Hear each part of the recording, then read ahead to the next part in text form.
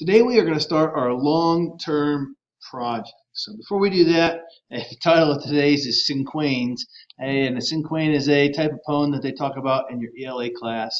And here is one for snow. Snow, lovely, white, falling, dancing, drifting, covering everything it touches, blanket.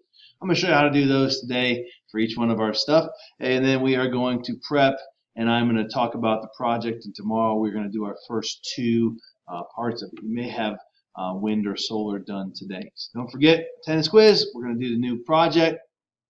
Bunch of reminders that are out there. Einstein's now late. Growing Plants Gizmo now became late after midnight of last night. This is due tomorrow, must be due Thursday, and it keeps on rolling into the next week for what we have going on. So the slice and dice is due another Monday from now. So make sure you're keeping track of your stuff.